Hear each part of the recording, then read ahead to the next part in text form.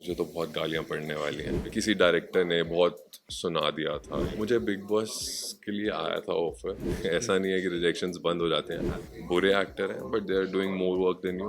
But chance तो आपको देना पड़ेगा ना, फिर गुड और बैड पता चल जाएगा। To be honest, television is the toughest medium. There are good actors, there are bad actors. अपनी माँ को ओल्ड एज होम छोड़ने जा रहा हूँ, थोड़ा सा मुश्किल शो है क्योंकि टेस्ट एवरीथिंग है। बाकी हाँ, खतरों के खिलाड़ी I would love to do.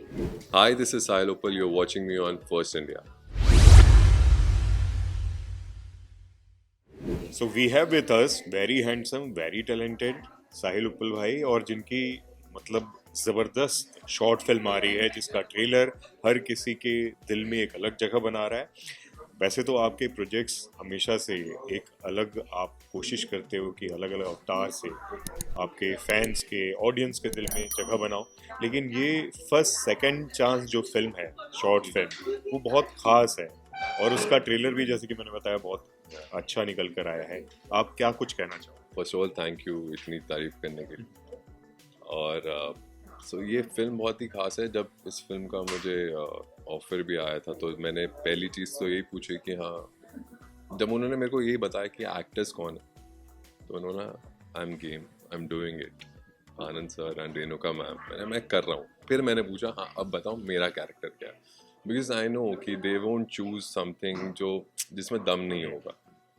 फिर उन्होंने मेरा कैरेक्टर बताया तो मैंने, यार मुझे तो बहुत गालियाँ पड़ने वाली हैं बिकॉज अपनी माँ को ओल्ड एज होम छोड़ने जा रहा हूँ। But then I wanted to be a part of this and मैंने ये फिल्म देखी है जो बहुत अच्छा टर्न आउट हुआ है and it gives a message कि जैसी करनी वैसी भरनी। सो बेसिकली आज आप अपने पेरेंट्स के साथ कर रहे हो, कल आपके बच्चे आपके साथ करेंगे। और कमाल की बात यह है कि मतलब ऐसे स्टार्स, ऐसे एक्टर्स जिनका इतने साल का एक्सपीरियंस है, एक लोगों के जहन में, जैसे कि मैं उनको भी बोल रहा था कि अगर वो एक फ्रेम के लिए भी स्क्रीन पर आते हैं तो वो उनकी यादें लोगों के जहन में है।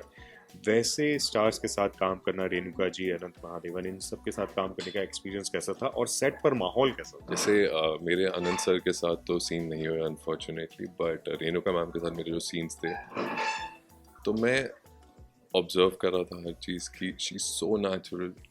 मतलब अगर एक्शन पे उनके आंसू आने हैं तो शील बी नॉर्मल पहले एंड देन एक्शन होते ही she'll be in the mood. तो आपको हर चीज़ सीखने को मिलती है and the discipline on set and she is मतलब so positive as a person. So different माहौल था, बहुत ही पॉजिटिव माहौल था, बहुत मज़ा आया, हमने बहुत बातें की। मुझे लग नहीं रहा था यू नो सीनियर एक्टर्स हैं, शायद आपसे बात करें ना करें, मे बी अलग अलग बैठे हों, but we were sitting together talking. तो आपको बहुत कुछ सीखने को मिलता है। आप सीनियर एक्टर के साथ बात करो तो automatically you learn so much, you know, observing them, talking to them. तो मेरे लिए तो ये बहुत ही अच्छा प्रोजेक्ट था and I am so happy that I did this.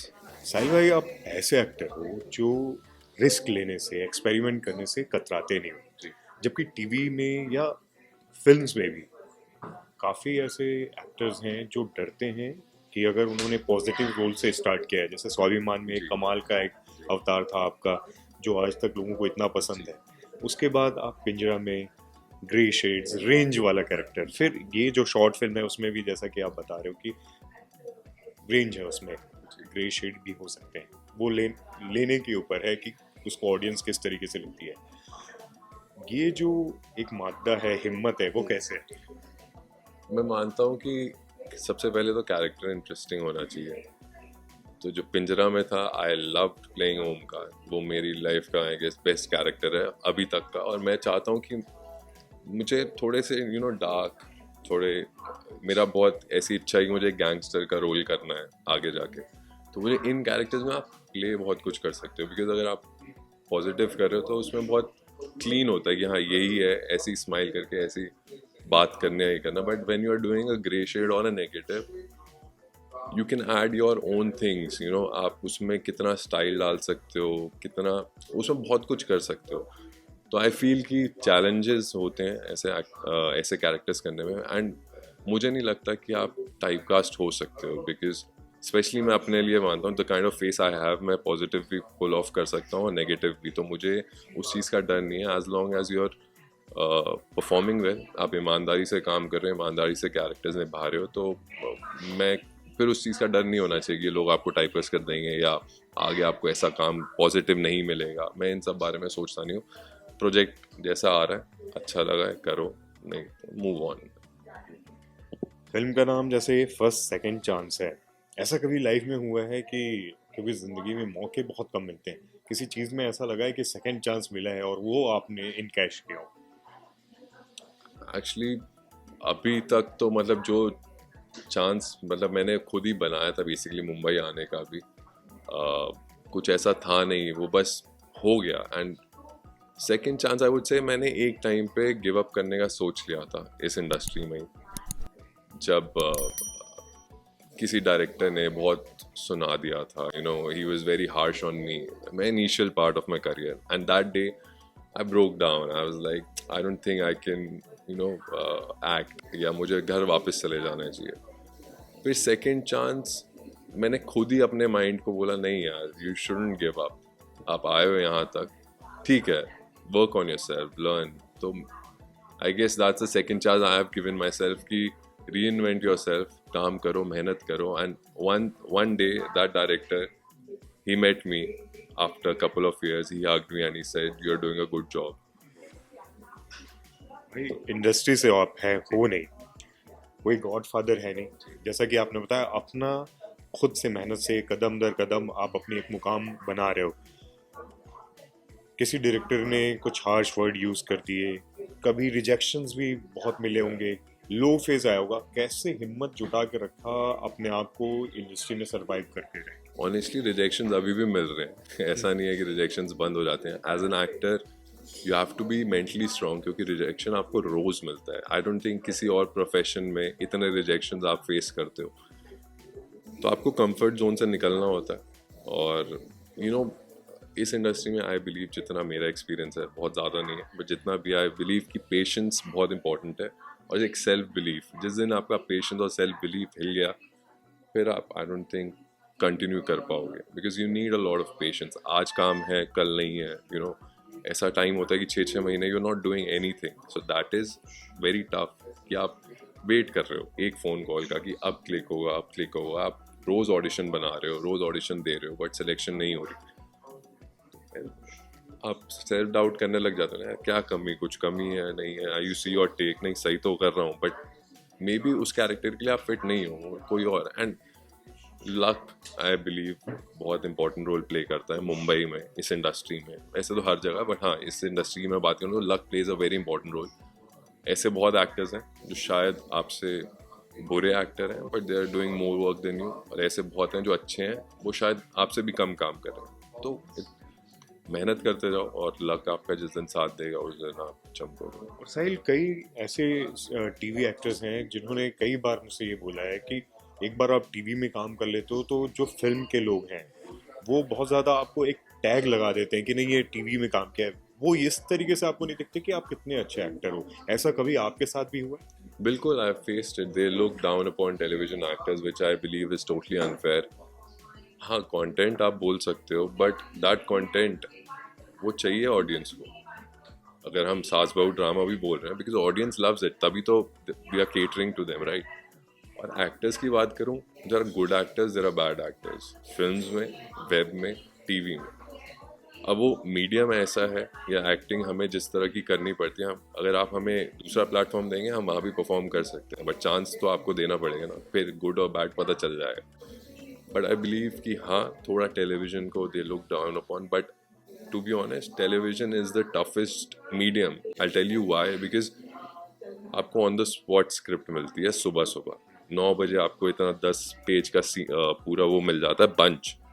आपको आधा घंटा होता है, मेकअप होता है, you have to read your dialogues and you have to perform बड़े बड़े dialogues. In films, in web series, you get script महीनों पहले, 2-2 महीने पहले आपके पास पूरी स्क्रिप्ट आ जाती है।